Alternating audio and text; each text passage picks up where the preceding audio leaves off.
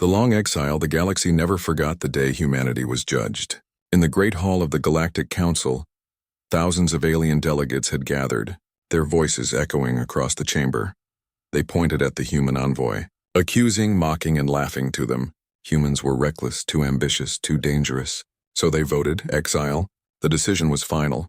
Humanity was cast out, forbidden from attending council meetings, forbidden from trading with allies, forbidden even to travel outside their home system without permission. In that single moment, Earth became a prisoner among the stars. At first, the galaxy celebrated. Alien leaders believed they had removed a threat. They said, "Humans are finished. Their dreams of space are broken. They will fade away." Alien scholars even wrote books declaring humanity's downfall. Traders spread rumors. They have no fleets, they have no allies. They are alone and across the stars. Laughter followed the name of Earth.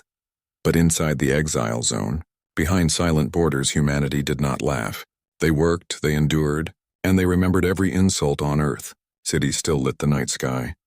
Factories still roared with life. Children still dreamed while staring at the stars. Human leaders gathered in secret. Whispering, planning, they asked one question. If the galaxy does not want us, then who will we become? Years turned into decades, generations grew up under exile, but humanity never broke. Instead of surrendering, they built quietly. Colonies that were hidden deep within asteroid belts, mines that carved resources from forgotten worlds, and laboratories where brilliant minds worked in silence. Every discovery, every invention was kept away from alien eyes. The galaxy believed humanity was shrinking, but in truth, humanity was preparing. Yet life in exile was not easy. Alien patrols often circled the borders, warning shots fired at any human ship that strayed too far. Many young pilots dreamed of challenging those patrols, but they were held back, told to wait, told to be patient still. Stories spread of lone human scouts vanishing into the void, ships that never returned, their signals fading into silence. To aliens, these were proof of weakness. To humans, these were sacrifices, reminders of the price of exile as time passed. Whispers began among alien empires. Strange signals were detected at the edge of human space, signals that carried no known pattern. Some dismissed them as natural disturbances. Others claimed they were human experiments. But when fleets were sent to investigate, they often came back with nothing, and sometimes they did not come back at all. In the council chambers, delegates argued. Humans are weak, said one voice, yet their borders are too quiet, said another. Something is wrong, whispered a third. But in the end, they always laughed, convincing themselves that humans were broken. Meanwhile, in exile, humanity remembered the day of judgment. Children grew up hearing stories of the council's laughter, of the vote that had condemned their species. Fathers told their sons, mothers told their daughters, "Never forget how they mocked us," and so, memory became fuel, pride became fire, and silence became strength. The galaxy thought exile had erased humanity, but exile had only forged them harder while aliens debated. Humans built ships that were never registered, weapons that were never tested in public, engines that hummed with power no alien had ever seen. They were not ready to reveal themselves, not yet. But when the time came, the galaxy would understand the price of mocking humanity. Deep in hidden shipyards under black skies filled with ash and smoke, a colossal shadow began to take shape. It was unlike any vessel the galaxy had ever known. Its hull was forged from metals that bent light. Its weapons hummed with energy that rippled the air. The workers who built it spoke little, but in their eyes burned hope, because this was more than a ship. It was a promise that exile would not last forever, a promise that humanity would rise again, a promise that one day, the galaxy would see the return of the exiles. For now, the galaxy laughed, but in the silence of exile, something vast and unstoppable was awakening, and when it emerged, the stars themselves would tremble. The silent watchers. The galaxy thought humanity had vanished into silence. But silence is not always weakness. Sometimes silence is the sound of waiting. Alien fleets often patrolled the exile borders, their ships moving like wolves around a cage. To them, watching humans was a duty, a boring task. They scanned, they mocked, they sent messages into human space. Remember, you are nothing. Yet in time, strange things began to happen. An alien scout ship disappeared without warning. Its last signal a burst of static. Commanders dismissed it, claiming it was a malfunction. But then another patrol vanished. And then another. Entire squadrons went silent. Rumors spread across the stars. Whispers of a ghost lurking in the void. Some said humans had built hidden mines and traps. Others said the void itself had swallowed those ships, but no one dared speak the most frightening thought, that humanity had returned. Inside exile space, humans watched quietly. Their hidden satellites tracked every alien movement. Their sensors listened to every signal. Nothing escaped their eyes for years. They had mapped alien fleets, studied alien weapons. They knew more about their enemies than the enemies knew about themselves. The galaxy believed humans were blind, but in truth, humans were watching. They had become the silent watchers of the void. Deep within a hidden command station, far from alien eyes, human leaders gathered around glowing maps of stars, lines of red marked alien patrol routes, dots of white marked lost ships. The commander pointed at the map and said, "They think we are weak, let them believe. The longer they laugh, the stronger we grow in the colonies." Life carried on as if nothing had changed. Children played in underground schools, workers toiled in secret factories, pilots trained in hidden hangars, and always their eyes turned to the stars, waiting for the signal. But tension grew in alien councils. Meetings turned heated. "Why are our ships vanishing?" One delegate cried, "It is human sabotage." Another claimed, "Impossible, they are too weak." "They have nothing left," answered a third. Yet fear lingered in their voices, because no empire wanted to admit the truth, that humans might not be broken. As years passed, alien scouts began to fear patrol duty near human borders. They told stories of shadows moving between stars, ships too large to be real, signals too strange to explain. Many laughed it off, but deep inside, a chill spread through their fleets, and then it happened. A long-range sensor picked up something massive leaving exile space. At first, alien commanders dismissed it, probably an asteroid, but as the object moved, it revealed shape and purpose. It was not a rock. It was not a natural body, it was a ship. Reports rushed across alien networks. Panic grew. Commanders shouted, "A lone warship is coming from exile." Some mocked it, saying, "One ship? Let them come, we will crush it in minutes," but others whispered in fear, "What if this is only the beginning?" Inside human exile space, celebrations were silent but powerful. The Watchers knew their time had come. The lone warship they had built in secret for generations had finally awakened. Its engines roared with a sound like thunder. Its weapons pulsed with energy unknown to alien science. It was ready to leave the shadows. For the first time in centuries, humanity was not hiding. For the first time since exile, they were stepping into the stars again, and every eye in the galaxy turned toward that lone warship. Alien admirals laughed to calm themselves. "It is only one vessel. One vessel cannot change the balance of the galaxy." But deep down, they knew the truth. If humanity had survived exile, if they had built even this one ship, then who could say what else they had created in the silence? The galaxy had mocked them. But now, the silent watchers had become hunters, and the arrival of the lone warship was the first sign that exile was ending. The lone warship appears. The galaxy had seen many ships, giant carriers that stretched for miles, cruisers armed with plasma cannons, dreadnoughts built to crush entire fleets, but nothing looked like the vessel that emerged from exile space. It moved slowly, not rushing, not hiding. Its black hull absorbed the light of nearby stars. Strange markings glowed faintly across its surface. And its size dwarfed even the largest alien flagships. Alien fleets scrambled to intercept. Dozens of cruisers and destroyers surrounded the lone ship. Their commanders laughed. "One human warship? Exile has made them fools," orders rang out. Weapons charged, missiles locked. The first volley of fire streaked through the void. But then the impossible happened. The warship did not flinch. Its shields bent reality itself, swallowing the incoming fire as if the weapons were sparks against a storm. A second later, beams of light tore out from the ship's dark frame. In one instant, 5 alien cruisers vanished, their hulls ripped apart like paper.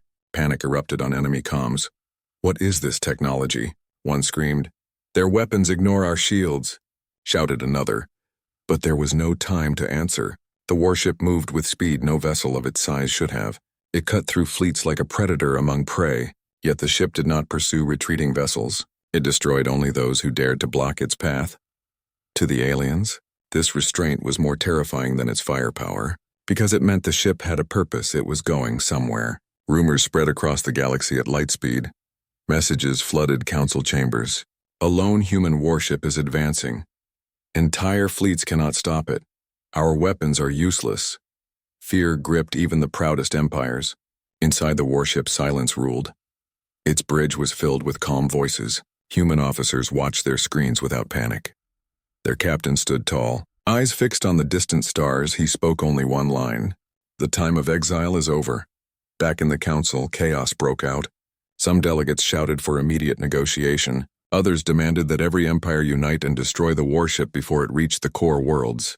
But no one could agree. Fear divided them, and fear always weakens the mighty. The ship kept moving. Every alien fleet that stood in its way burned into silence. Wreckage floated behind it. Broadcasts of its advance were carried across the stars. Millions watched as their strongest defenses fell in minutes. Alien civilians whispered in terror. If this is one ship, how many more do they have? What did humanity build in exile? And perhaps the most frightening question of all, what if this is not their strongest? For centuries, humanity had been mocked, laughed at, silenced, but now the galaxy's laughter had turned to fear. And still the warship came closer. Its destination was no mystery. Its course was straight, direct, undeniable. The Galactic Council's own homeworld, the heart of alien power, the place where humanity had once been exiled, and now the place where they would return. As the lone warship appeared in the skies of the Council's capital, the stars themselves seemed to dim. Every shield was raised, every weapon charged, but deep inside, every alien heart knew the truth. This was not a ship, this was judgment, and humanity's exile was ending. Fear in the Council.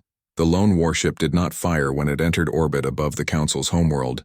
It simply appeared, silent and massive, casting a shadow across the planet. Its presence alone was heavier than any bombardment. Inside the grand chamber of the Galactic Council, chaos ruled. Delegates shouted over one another. Some demanded the ship be destroyed at once. Others begged for negotiation, and a few sat in stunned silence, unable to believe their eyes.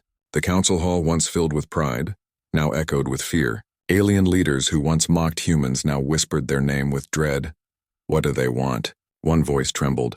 How can a single ship survive our fleets? Another demanded, but no one had an answer. Reports flooded in.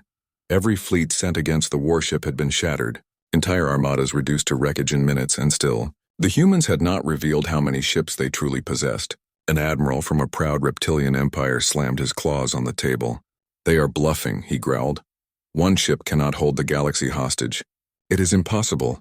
But even as he spoke, his voice cracked because deep inside, he feared the truth. If exile had forged this, then what else waited in the shadows? Panic grew among smaller empires. They whispered of surrender. If humanity asks for tribute, we must give it. If they demand our worlds, we cannot refuse. The larger empires shouted them down, but their voices shook. Unity was breaking. Then a new transmission arrived. A live broadcast from the warship itself. The council chamber fell silent as the image appeared. A human figure stood tall, dressed in simple dark uniform, their face calm, their eyes steady. They spoke with no anger, only certainty. Your exile ends today. We are not here as beggars. We are not here as servants. We are here as equals. The words sent a chill across the chamber, because the tone was not of conquest, not of desperation. It was the voice of a species that knew its strength, a species that had survived exile and grown stronger. Yet fear twisted every alien thought. What if the humans lied? What if more ships waited beyond the void? What if this lone warship was only the beginning of something greater? Some delegates shouted for war. Destroy them before it is too late. But others whispered of peace. If we resist, we will be wiped out. And so the council divided, fear spreading like a disease. Outside, civilians on the council world stared up at the sky.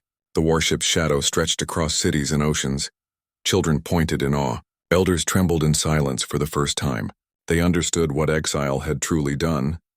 It had not weakened humanity. It had sharpened them into something unstoppable. The council called emergency sessions through the night. Plans were drawn, alliances promised, threats exchanged, but nothing changed the truth hanging above them. The warship remained unmoved, untouchable, its silent presence louder than any battle cry. Whispers turned into rumors, rumors into fear, fear into panic, and panic into cracks in the council's power by morning. Even the proudest empires admitted it. The balance of the galaxy had shifted, and it was humanity, the exiles, who had shifted it. The return of humanity. The lone warship hung above the council world like a dark star. Day after day it did not attack, it did not move, it only waited.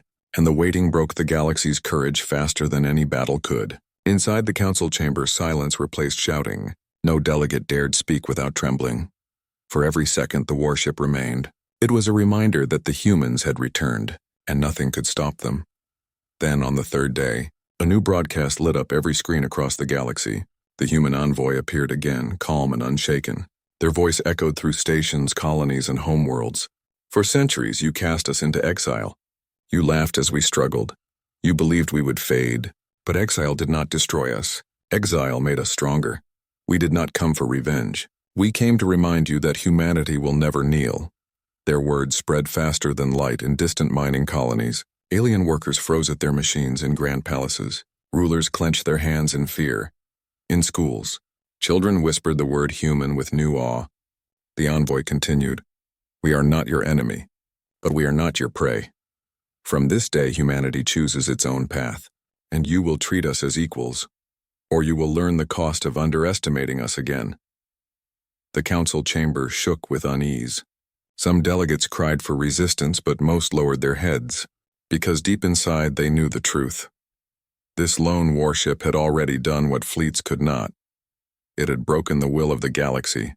Yet even then, the greatest fear was not the warship itself. It was the unknown behind it. If one vessel carried such impossible power, then how many more waited in exile space? How many fleets had humanity built in silence? And how far had their technology advanced beyond alien reach? The warship turned slowly. Its engines lit the sky like a second sun, but it did not fire. It left the orbit and drifted back toward the stars. Its message delivered. Its presence burned into memory on alien worlds. People watched it vanish with both relief and dread. They whispered to each other, "If one ship can command the galaxy, what will happen when the rest arrive?" And far away in the hidden exile systems, thousands of human ships stirred in silence, their hulls gleaming, their weapons ready.